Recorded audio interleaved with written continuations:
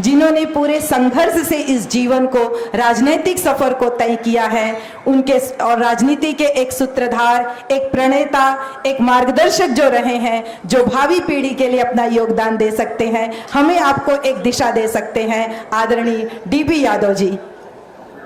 कृपया मंच पर आए, जोरदार तालियों से स्वागत करें आदरणीय डीबी यादव जी। तब तक तालियां बजती रहे ऐसा कहना है जब तक सर माइक पर नहीं आ जाते हैं। Welcome sir, welcome. हमारे साथी और यदकुल जागरण मिशन को विचारों की ताकत देने वाले भाई भरत गांधी जी, यदकुल मिशन और समाज को जागरण की दिशा देने वाले हमारे दूसरे सभी साथी, आदरणीय हरिओम यादव विधायक जी, आदरणीय नरेंद्र जी, आदरणीय विजय सिंह जी, भाई राजेश जी, आदरणीय राम कुमार यादव जी, मेरे तथा मेरे साथियों के विश्वास को ताकत देने आए आप तमाम लोग, हमारे यदकुल के साथी कहूँगा, वैसे तो जो मैं देख रहा हूँ, जो मैं सुन रहा हूँ, उससे तो मुझे महसूस होता है कि करीबन 90% से भी ज़्यादा यहाँ हमारे स्वजातीय यादव बंधुओं की तादाद है। उन सभी को धन्यवाद भी देता हूँ, बधाई भी देता हूँ, और जिनको आज कमान सौंपी है, यानी ये पौधा जो यदकुल जागरण मिशन का आपके सहयोग, प्यार और विश्वास की ताकत पर लगा है, वो हरा भरा होकर के इन अभाव और मुश्किलों में जी रहे लोगों को ठंडी छाया देगा। उसके लिए भाई केलाचंद जी को, जगपति जी को बधाई देता हूं और धन्यवाद देता हूं। यहाँ पर मौजूद हमारी बहुत सारी बहनें भी हैं, उनको भी धन्यवाद दूंगा, क्योंकि हमारे समाज में पता नहीं क्यों ये रिवाज है कि जब भी सामाजिक क्रांति या सामाजिक सोच या समाज को दिशा देने का कोई कार्यक्रम होता है, तो अमूमन देखने में ये आता है कि हमारी माता बहनें, बेटियों की संख्या बहुत ही कम दिखाई देती है। लेकिन मैं बधाई देना चाहूँगा यहाँ की महिला बहनों को कि उन्होंने काफ़ी बड़ी तादाद में यहाँ शिरकत की है, और सबसे बड़ी बात तो ये है कि मंच का सफल संचालन भी एक विदुषी महिला कर रही है। मेरे लिए खुशी की बात है, मेरे साथियों के लिए खुशी की बात। साथियों, बात छिड़ गई है और चर्चा भी काफी हो गया है। मेरे नाम का, मेरा आपका तारुफ भी शायद ये पहला है, तो मैं थोड़ा सा अपने बारे में भी बताना चाहूंगा। मैं एक साधारण से छोटे से किसान का बेटा हूं। पिताजी मेरे स्वतंत्रता सेनानी थे, उनका नाम महाशय तेजपाल। अभी हमारा गांव नोएडा में है, पहले जिला बुलंदशहर में था। और उन्हीं गांव की अंधेरी गलियों से निकलकर जिस तरह हमारी बिरादरी के ज़्यादातर अभाव और परेशानी, कठिनाई और मुश्किलों में अपनी ज़िंदगी को तर्ज देने का काम करते हैं, मैं भी आगे बढ़ाता पिताजी की देखरेख में। हाँ, ये बात ज़रूर है, ये जो स्वाभिमान हमको भगवान कृष्ण की गीता ने दिया है, और जिस स्वाभिमान के गवाह रिजांगला की बर्फीली पहाड़ियाँ, कारगिल की मैदान की पहाड़ियाँ हैं, उस स्वाभिमान को तो कभी हम अपने आप से जुदा नहीं कर सकते। उसी स्वाभिमान के लिए, उसे अधिकार के लिए कुछ लड़ाइयाँ लड़ी गई। लेकिन दोस्तों, मैं आपको बताना चाहता हूँ कि ना तो मैं कोई भामाशाह हूँ, ना कोई मैं बहुत बड़ा पूंजीपति हूँ, और ना ही मैं कोई बाहुबली हूँ। अब हमारी बहन ने जो चर्चा की, और दुष्यंत त्यागी जी का भी एक जो कविता पढ़ने का काम किया, ये पुस्तक मेरी अभी international book festival Pragati Maidan में इसका इनॉग्रेशन हुआ है पिछली 4 तारीख को। इसी की कविता को ये हमारी बहन जी पढ़ रही थी। मैंने ऐसी 6-7 पुस्तकें लिखी हैं। खैर, ये बात मैं इसलिए कह रहा हूँ कि जो स्वाभिमान हमारे खून में है, हमारी रवायत में है, हमारे दिलों में है, हमारे विचारों में है, उसको हम अपने से कैसे अलग रख सकते हैं, ये बात आज तक मेरी समझ में नहीं आई है। आप तमाम लोग यहाँ मौजूद हैं, पूर्वांचल और देश के दूसरे प्रदेशों से, मुंबई जैसे महानगर में आप लोग अपने कर्मों के आधार पर यहाँ आकर के बसे हैं। हमारे नौजवान साथी यहाँ के पार्षद कमलेश जी और दुर्वेश जी और दूसरे भी उनके साथी यहाँ मौजूद हैं। जब आपने यहाँ अपनी धमक और अपने झंडे को आकर के गाड़ दिया, पूर्वांचल से आके या दूसरे प्रदेशों से आके, तो कोई बड़ी बात नहीं है कि आगे आने वाले भविष्य में ये यदकुल का पेड़ वट वृक्ष बनकर के छाया ना दे, ऐसा मैं नहीं सोचता हूं।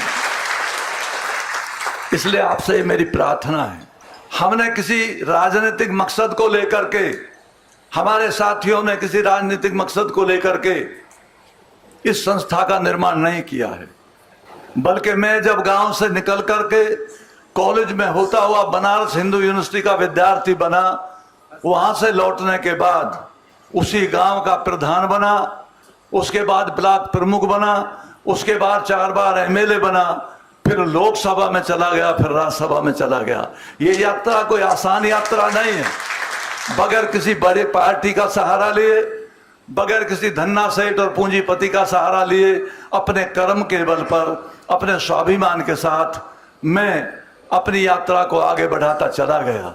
ये मेरी जिंदगी है, मेरा जीवन है। इसको कई लोगों ने बाहुबली से जोड़ दिया, कई लोगों ने धनपति से जोड़ दिया, कई लोगों ने पूंजीपति से जोड़ दिया, इसमें कोई दो राय नहीं।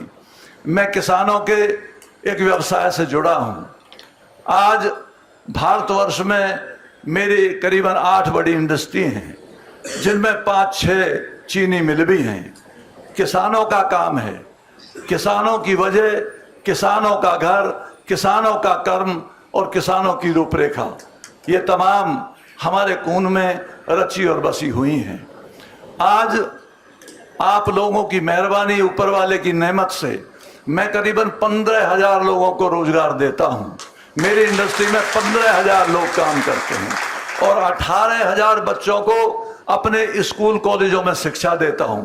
अब ये डीपी यादव कैसा है, कितना बड़ा बाहुबली है, कितना बड़ा क्या है, इसका अंदाजा आप लोग लगा सकते हैं। एक कवि हृदय का आदमी जिसकी जबान से कविताओं के शब्द निकलते हो, मेरी गारंटी और मेरा दावा है, वो कभी भी दिल का निर्दयी नहीं हो सकता। मैं इस बात की गारंटी कर सकता हूं। माननीय चंद्रशेखर जी ने मेरी 5 किताबों का इनॉग्रेशन किया और इस किताब का इनॉग्रेशन भी अभी वेद प्रकाश वैदिक जी ने इंटरनेशनल बुक एग्जीबिशन में दिल्ली में किया। फिर भी कुछ ऐसे बहादुर लोग इस दुनिया में मौजूद हैं जो अपनी छाया के नीचे हम जैसे लोगों को कुचल देना चाहते हैं, तबाह कर देना चाहते हैं, बर्बाद कर देना चाहते हैं। लेकिन हम गीता के पढ़ने वाले लोग हैं, हम भगवान कृष्ण के उस धरती के लोग हैं। हमने गीता से स्वाभिमान को सीखा है, देखा है, जाना है, विचारा है। और मेरा ये गारंटी है कि कोई भी स्वाभिमानी व्यक्ति रुक तो सकता है कुछ देर के लिए, लेकिन उसकी राहें कभी अवरुद्ध नहीं हो सकती, उन्हें कोई रोक नहीं सकता।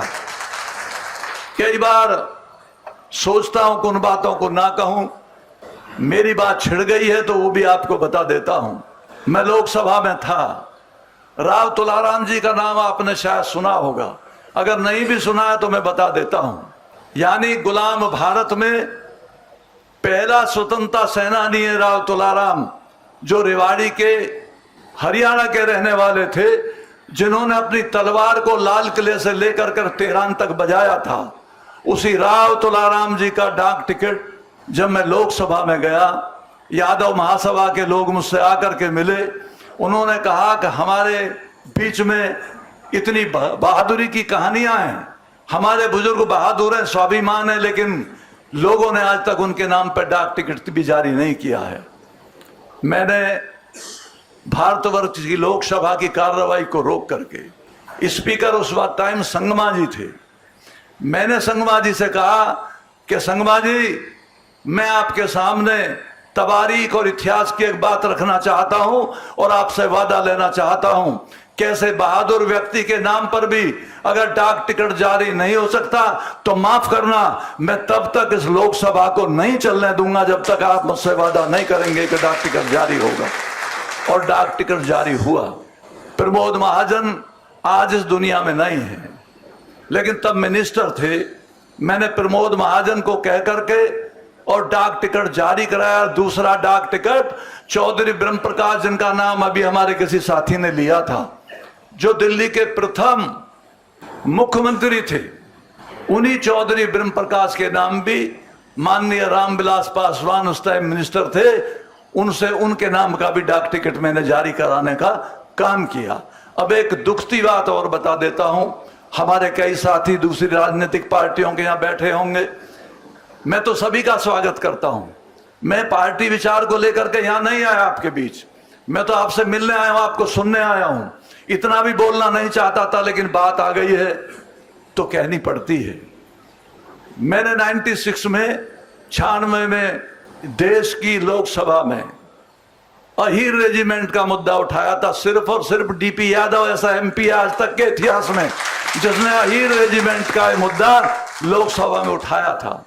लेकिन और मैंने कहा था कि हजारों पत्र नौजवानों के मेरे पास रखे हुए हैं और उन्होंने मुझे ललकारा है पत्र में लिखते हुए कि आप तो बहुत बहादुरी की बात करते हैं और बहुत मान सम्मान की बात करते हैं।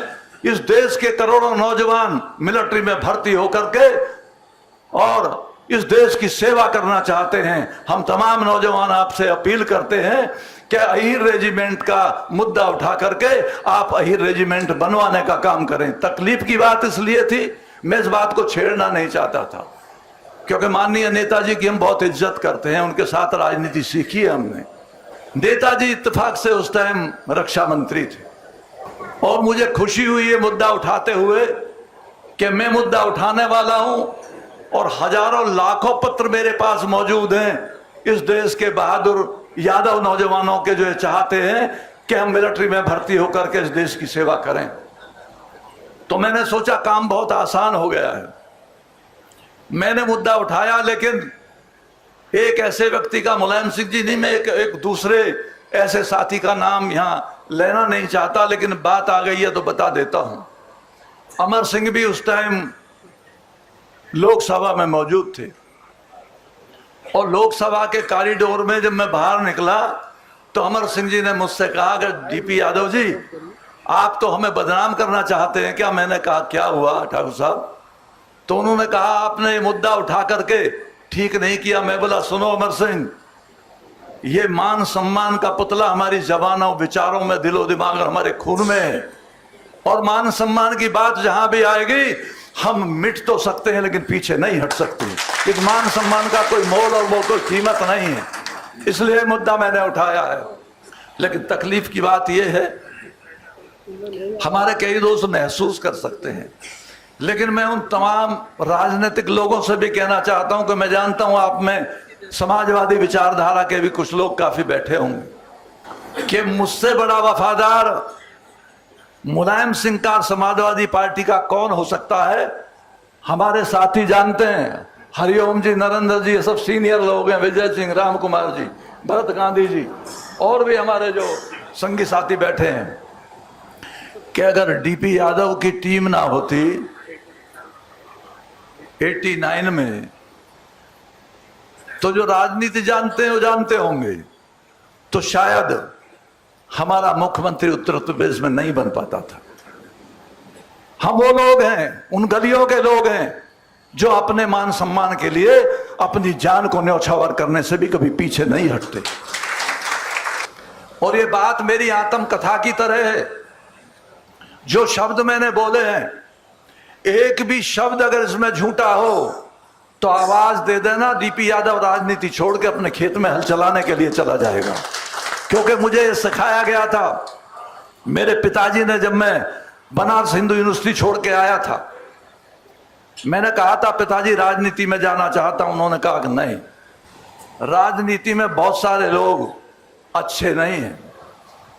तो मैंने कहा पिताजी अच्छाई और बुराई हमेशा जिंदा रहती है, अभी भी बहुत सारे अच्छे राजनेता हैं और मैं आपसे वादा करता हूं कि मैं एक अच्छी राजनीति करने की कोशिश करूंगा, गरीबों की परवरिश करने की कोशिश करूंगा और किसान और मजदूर का साथ देने की कोशिश करूंगा। तो उन्होंने कहा कि अगर तेरी जिद है और तू नहीं मानता तो मेरी दो बात मान लेना। मैं जानता हूं उन्होंने आज़ादी की लड़ाई लड़ी थी सरदार पटेल के लगान आंदोलन में। 30 दिनों तक जो काला आम बुलंदशहर की जेल है उसमें तन्हाई में उनको डाला गया था। उन्होंने अपनी जबान से कहा कि अगर राजनीति करने का तुझे इतना ही शौक है तो मेरी दो बात मान लेना कि एक तो चाहे तू नंगे पैर और गरीबी में कभी खड़ा रह जाए जलती हुई सड़क के ऊपर, लेकिन कभी बेईमान बनने की कोशिश मत करना, कभी रिश्वत लेने की कोशिश मत करना।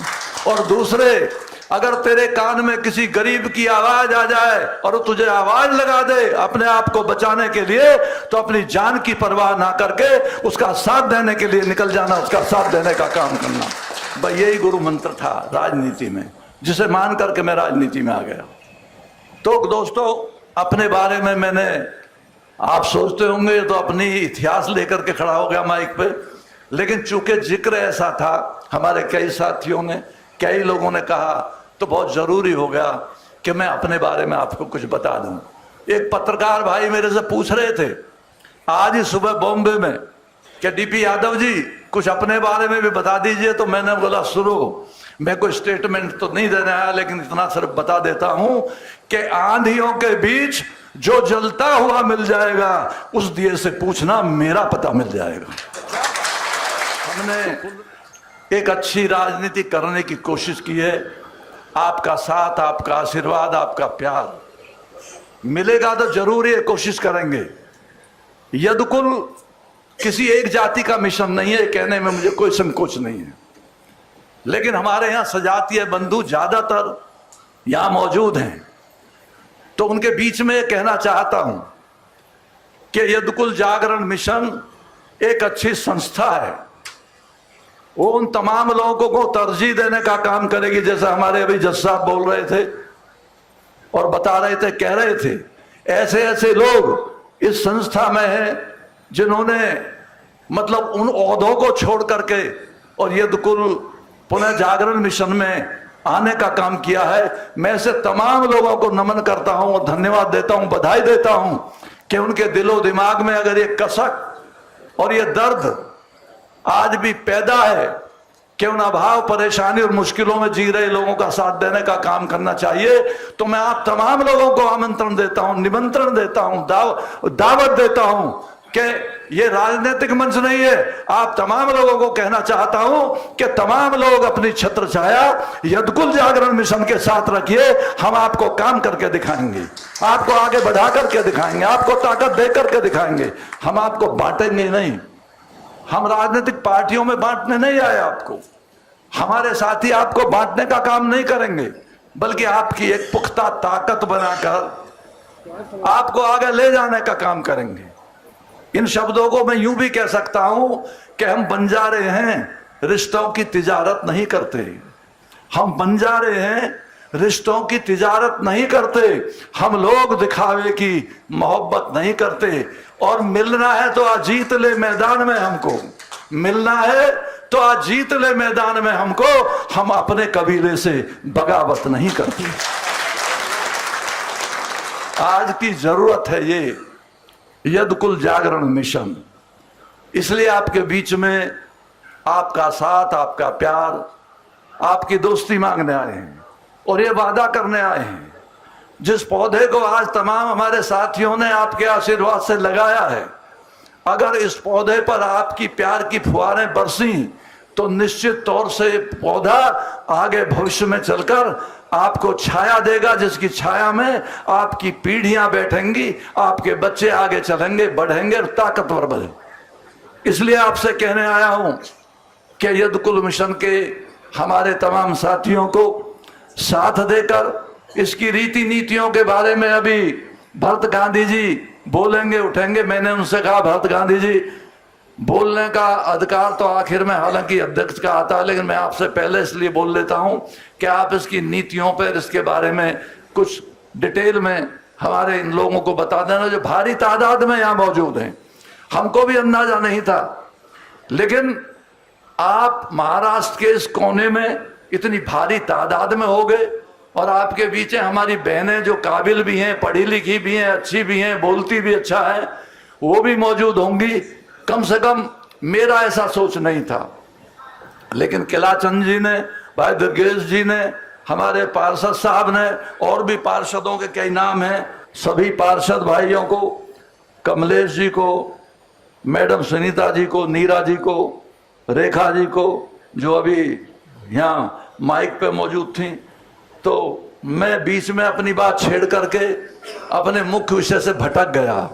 लेकिन ज्यादा बोलना भी इसलिए नहीं चाहता कि जो मेन थीम है, यानी जो सोच है, यदकुल मिशन का जो अभियान है, उसकी रूपरेखा तो आपके सामने हमारे साथियों ने रख दी है, और जो उसमें कोई कमी बेसी रह गई है उसको भरत गांधी जी आपके सामने रख देंगे। मैंने फिर उस बात को दोहरा करके तो कोई बहुत बड़ी बात नहीं हो जाएगी, लेकिन स्वाभिमान की लड़ाई जरूर लड़ी है। हम गांवों से निकले हुए लोग हैं, अभावों में पले हुए लोग हैं, अपने आप को आगे बढ़ाने में कोई कसर हमने नहीं छोड़ी, लेकिन जिंदगी में कोई काम ऐसा नहीं किया जिस पर उंगली रख करके कोई समाज या कोई पत्रकार हमको धिक्कार सके। या लेकिन कुछ लोग हैं, वो लोग कल भी मौजूद थे, वो लोग आज भी मौजूद हैं, वो लोग कल भी मौजूद रहेंगे, लेकिन जागरूक आपको होना पड़ेगा, नहीं तो वो लोग आपको राहों से भटका देंगे, जो आज भी भटका रहे हैं, कल भी भटकाया था।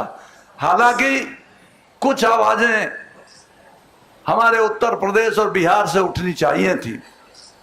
अभी एक साथी बोल रहे थे जय श्री राम, जय कृष्ण। हाँ, मैं भी मानता हूं भगवान योगेश्वर कृष्ण किसी रूप में भी किसी दुनिया के महापुरुष से कम नहीं आके जा सकते, लेकिन कुछ लोग इस प्रयास में लगे हैं। अभी आपने सुना होगा, हालांकि मैं कोई चैलेंज नहीं कर रहा, मुझे माफ कर देना, अभी राधे राधे होने लगी है।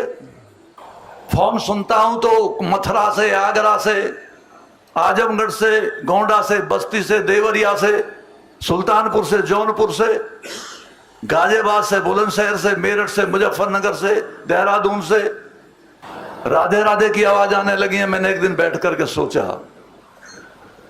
कि ये क्या षड्यंत्र है। अगर गहनता से देखोगे तो ये षड्यंत्र आपको समझ आ जाएगा। कृष्ण जी की महिमा को किस तरीके से, उस चरित्र को किस तरीके से हनन करने का काम किया जाता है, ये आपको अपने पाठ्यक्रम में, किताबों में, स्कूल कॉलेजों में भी दिखाई दे गया होगा। क्या कृष्ण जी माखन चोर थे? क्या कृष्ण जी के पास रासलीला रवाने के अलावा और कोई काम नहीं था? ऐसे अपभ्रंश और ऐसी बातें जोड़ दी गई हैं। कुछ ऐसे लोग हैं जो इसी कार्यक्रम में लगे रहते हैं, क्या आपको कैसे तोड़ा जाए, कैसे बखेरा जाए। मेरे तो साथी मुझे बता रहे थे, उसे ही सुन के बतेरी तकलीफ हुई कि एक साथी कह रहा था, जी यहाँ जो यादव समाज के लोग बैठे हैं, इनमें भी कम से कम इनकी 50 शाखाएं हैं।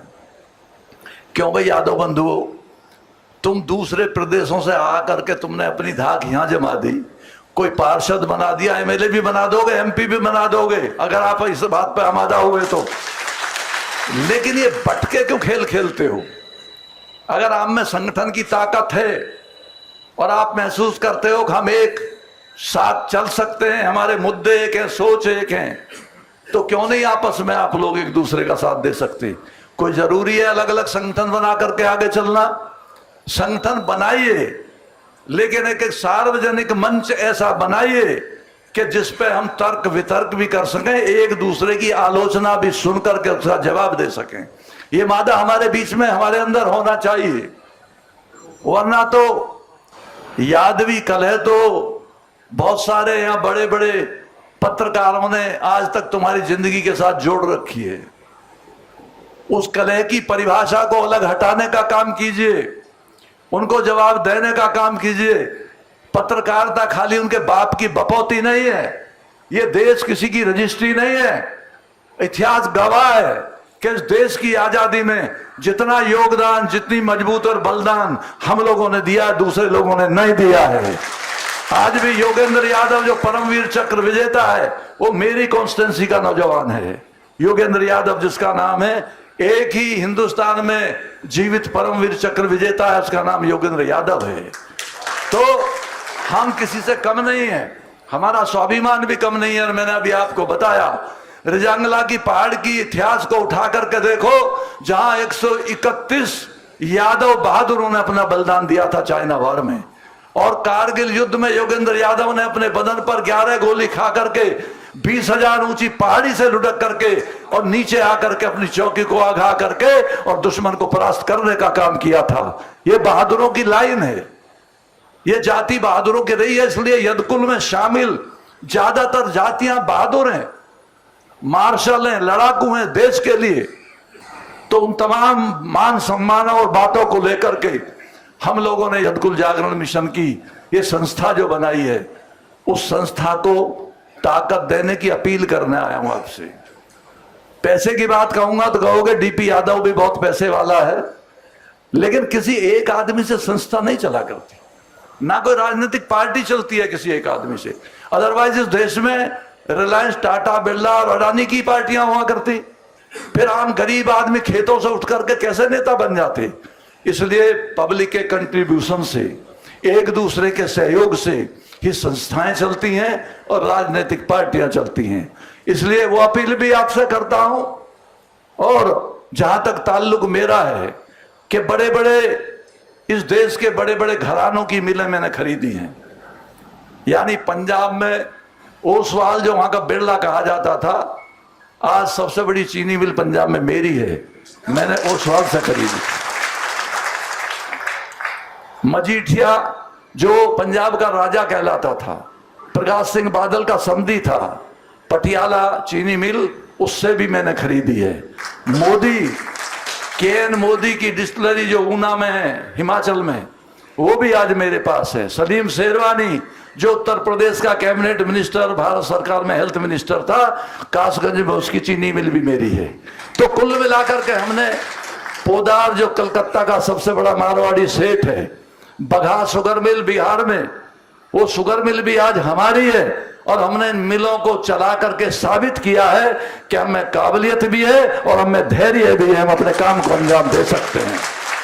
तो कुल मिलाकर के ये कहानी छोटी सी एक किसान के बेटे बच्चे की है। आपका आशीर्वाद, आपका साथ, आपका प्यार मिलेगा तो हम जरूर, कोई लोभ लालच नहीं है। इस यदकुल मिशन को किसी लोभ के तहत आपके बीच कहने नहीं आए। हमारे यहाँ के कुछ साथियों ने कहा कि हम इसके साथ जुड़ना चाहते हैं।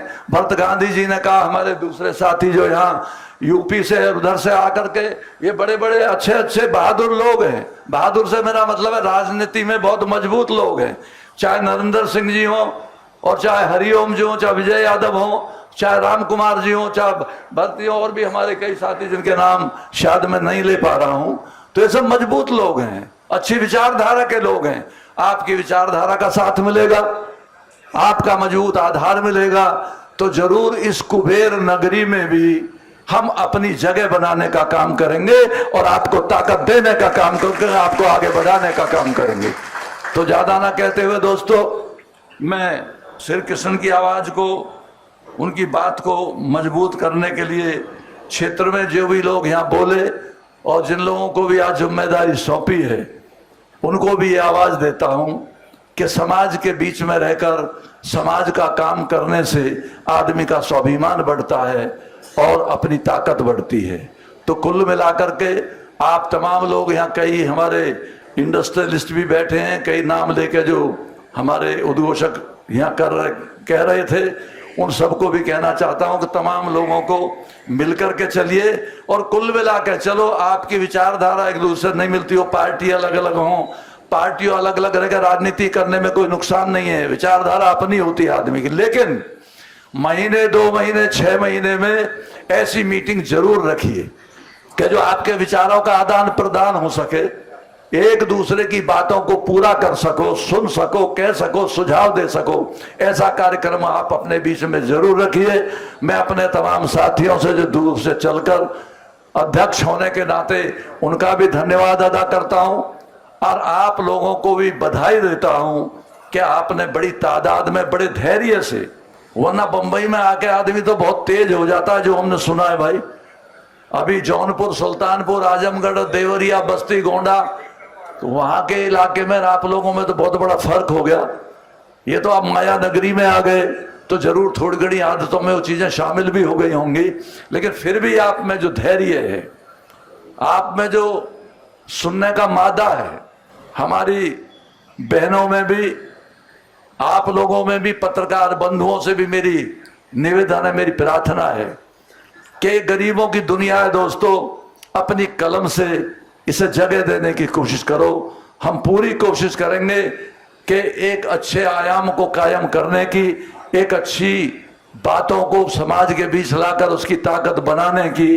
तो आप तमाम लोगों को धन्यवाद और बधाई देता हूं और अपनी बात समाप्त करता हूं। जय हिंद।